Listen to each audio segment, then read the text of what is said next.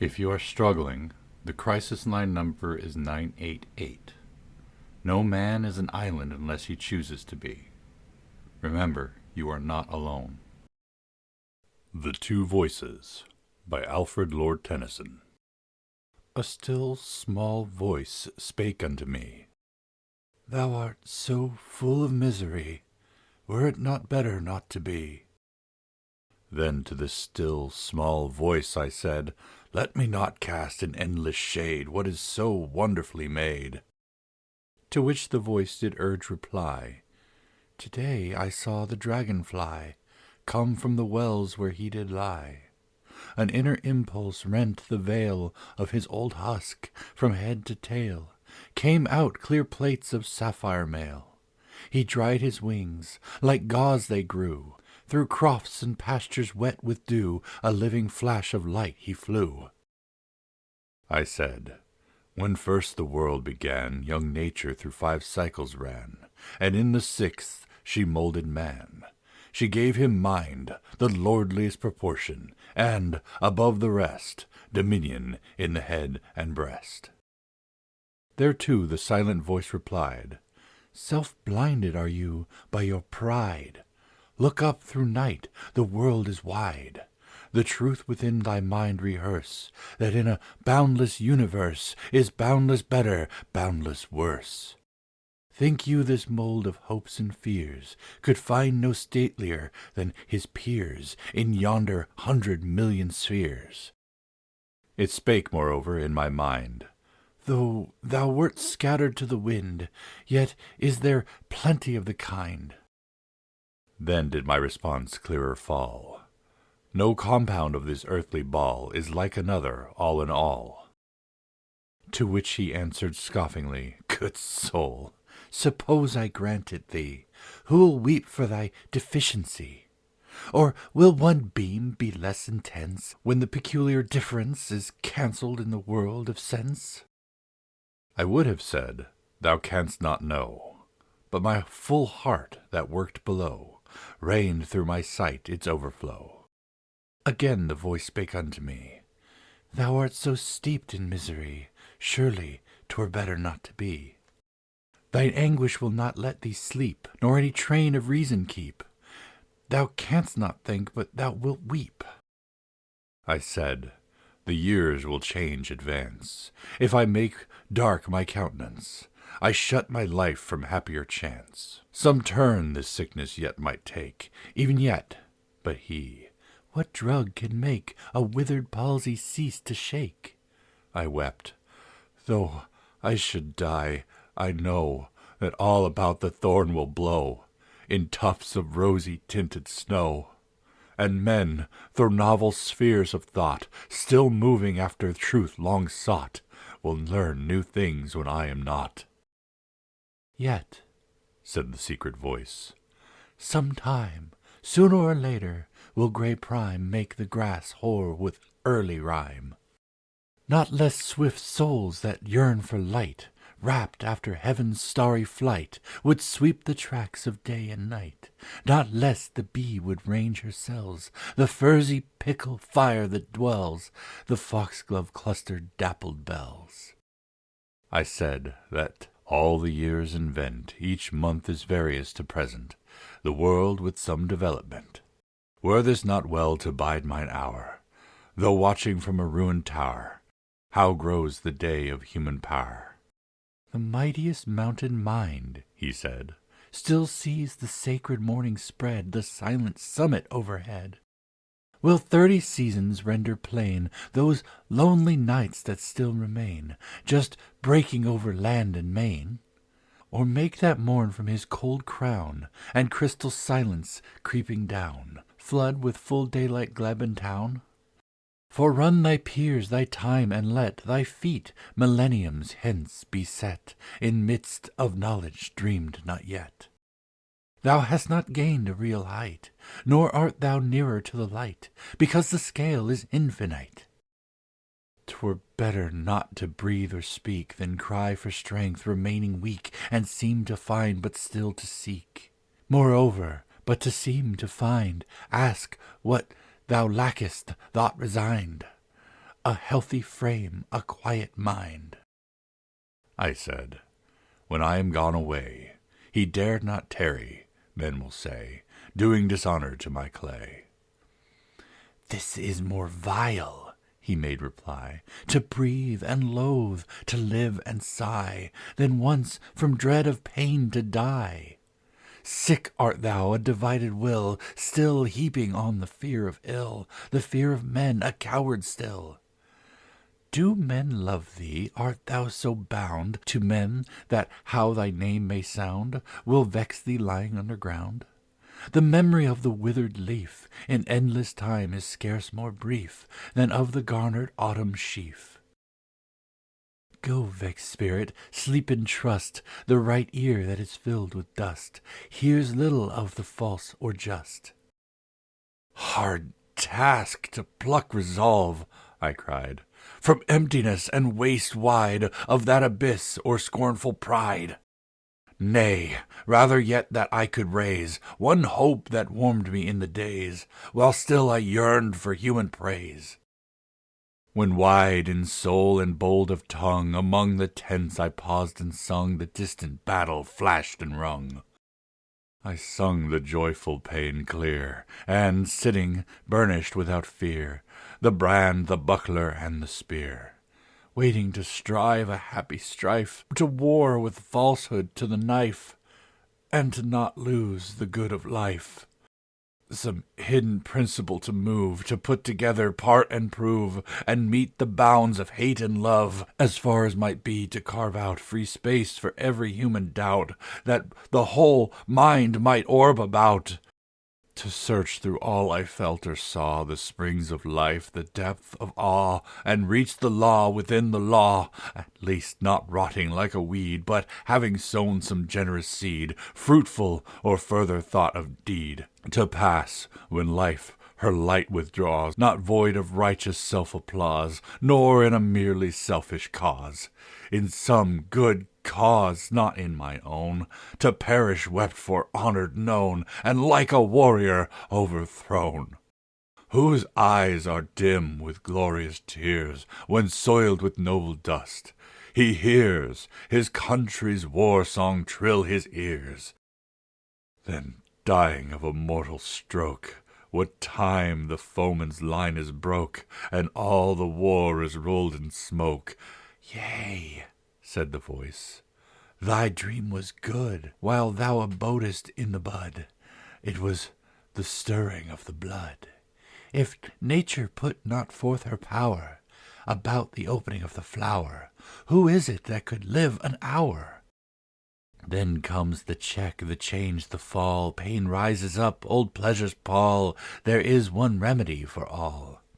Yet hadst thou, through enduring pain, linked month to month with such a chain of knitted purpose, all were vain. Thou hadst not between death or birth dissolved the riddle of the earth, so were thy labor little worth. That men with knowledge merely played, I told thee hardly nigher made, though scaling slow from grade to grade. Much less this dreamer, deaf and blind, named man, may hope some truth to find that bears relation to the mind.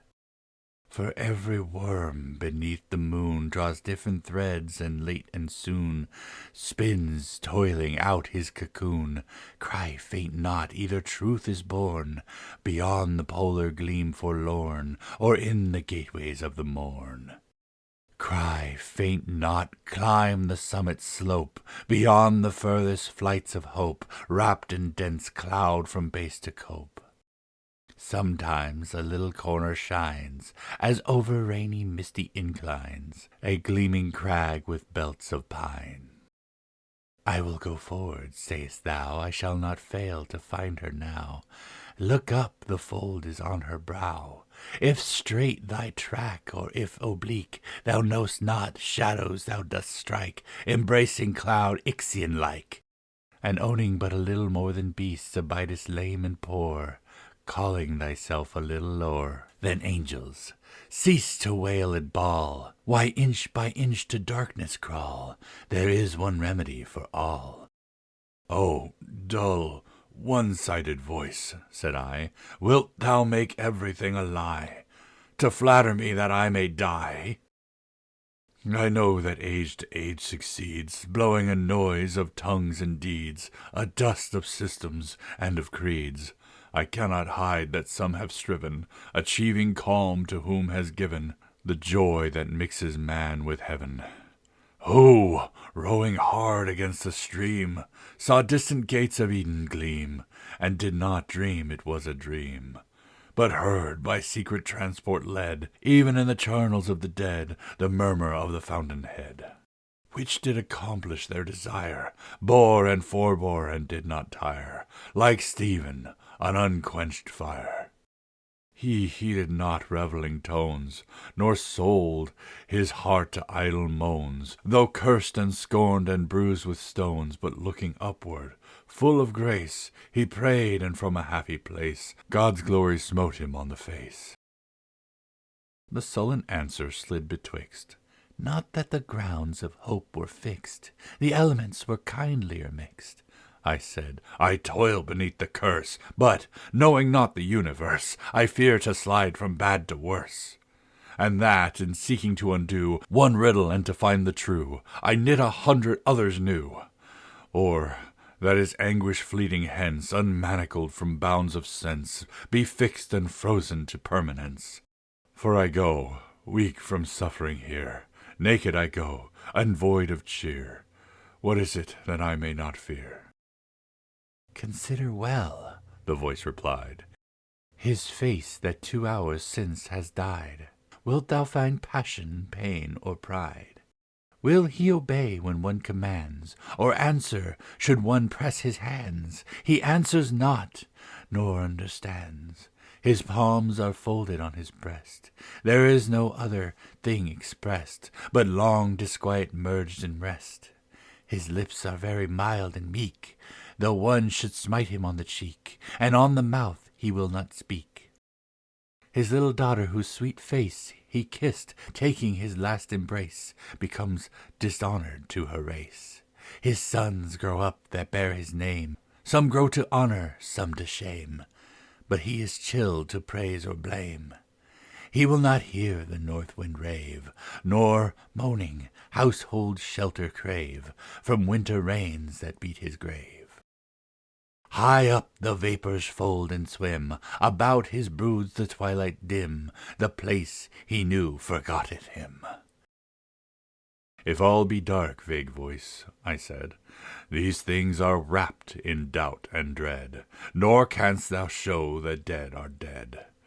The sap dries up, the plant declines, a deeper tale my heart divines. Know I not death, the outward signs? I found him when my years were few, a shadow on the graves I knew, then darkness in the village yew. From grave to grave the shadow crept, in her still place the morning wept, touched by his feet the daisy slept. The simple senses crowned his head. Omega, thou art Lord, they said. We find no motion in the dead. Why, if man wrought in dreamless ease, should that plain fact, as taught by these, not make him sure that he shall cease? Who forged that other influence, that heat of inward evidence, by which he doubts against the sense? He owns the fatal gift of eyes that read his spirit blindly, wise, not simple as a thing that dies. Here sits he, shaping wings to fly. His heart forebodes a mystery. He names the name Eternity. That perfect of type in his mind, in nature can he nowhere find. He sows himself on every wind. He seems to hear a heavenly friend, and through thick veils to apprehend a labor working to an end. The end and the beginning vex, his reasons many things perplex, his motions checks and counterchecks. He knows a baseness in his blood, at such strange war with something good. He may not do the thing he would. Heaven opens inward, chasms yawn, vast images in glimmering dawn, half shown are broken and withdrawn. Ah! Sure within him and without, could his dark wisdom find it out, there must be answer to his doubt. But thou canst answer not again, with thine own weapon art thou slain, or thou wilt answer but in vain. The doubt would rest, I dare not solve, in the same circle we revolve, assurance only breeds resolve, as when a billow blown against falls back, the voice which I fenced a little ceased, but recommenced. Where wert thou when thy father played in his free field and pastime made, a merry boy in sun and shade? A merry boy they called him then. He sat upon the knees of men in days that never came again, before the little ducks began to feed thy bones with lime and ran their course till thou wert also man, who took a wife, who reared his race, whose wrinkles gathered on his face, whose troubles number with his days. A life of nothings, nothing worth, from that first nothing ere his birth to that last nothing under earth. These words, I said, are like the rest, no certain clearness, but at best a vague suspicion of the breast. But if I grant thou mightest defend the thesis which thy words intend, that to begin implies to end, yet how should I for certain hold, because my memory is so cold, that I first was in human mould? I cannot make this matter plain, but I would shoot, however, in vain, a random arrow from the brain. It may be that no life is found, which only to one engine bound, falls off but cycles always round. As old mythologies relate, some aught of lethe make weight, the slipping through from state to state. As here we find in trances men forget the dreams that happen then, until they fall in trance again. So might we, in our state were such, as one before remember much, for those two likes might meet and touch. But if I lapsed from nobler place, some legend of a fallen race alone might hint of my disgrace, some vague emotion of delight in gazing up an alpine height, and some yeaming towards the lamps of night. Or if through lower lives I came, though all experience past became consolidate in mind and frame, I might forget my weaker lot, for is not our first year forgot? The haunts of memory echo not, and men whose reason long was blind, from cells of madness unconfined, oft lose whole years of darker mind. Much more, if first I floated free, as naked essence must I be, incompetent of memory. For memory dealing but with time, and he with matter could she climb beyond her own material prime. Moreover, something is or seems that touches me with mystic gleams, like glimpses of forgotten dreams, of something felt like something here, of something done I know not where, such as no language may declare. The still voice laughed. I talk, said he, not with thy dreams. Suffice it thee, thy pain is a reality. But thou, said I, hast missed thy mark.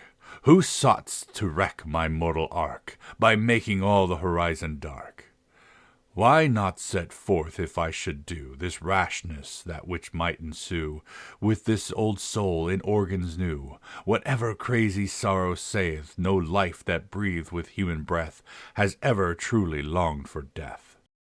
'Tis life whereof our nerves are scant, O life, not death, for which we pant, more life and fuller that I want. I ceased, and sat as one forlorn. Then said the voice in quiet scorn, Behold, it is the Sabbath morn. And I arose, and I released the casement, and the light increased with freshness in the dawning east, like softened airs that blowing steal, when mirrors began to uncongeal, the sweet church bells began to peal. On to God's house the people pressed, passing the place where each must rest. Each entered like a welcome guest. One walked between his wife and child, with measured footfall firm and mild, and now and then he gravely smiled. The prudent partner of his blood leaned on him, faithful, gentle, and good, wearing the rose of womanhood. And in their double love secure, the little maiden walked demure, pacing with downward eyelids pure. These three made unity so sweet, my frozen heart began to beat, remembering its ancient heat.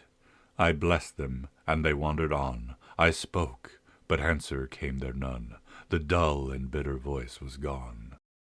A second voice was at mine ear, a little whisper, silver clear, a murmur, "Be of better cheer." As from some blissful neighborhood, a notice faintly understood, "I see the end and know the good." A little hint of solace woe, a hint, a whisper breathing low, "I may not speak of what I know." Like the Aeolian harp that wakes, no certain air but overtakes, far thought with music that it makes. Such seemed the whisper at my side. "What is it thou knowest, sweet voice?" I cried. "A hidden hope," the voice replied, so heavenly toned that in that hour from out my sullen heart a power broke like the rainbow from the shower, to feel, although no tongue can prove, that every cloud that spreads above and veileth love itself is love. And forth into the fields I went, and nature's living motion lent the pulse of hope to discontent.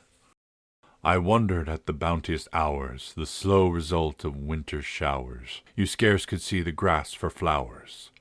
I wondered while I paced along. The woods were filled so full with song, there seemed no room for sense of wrong.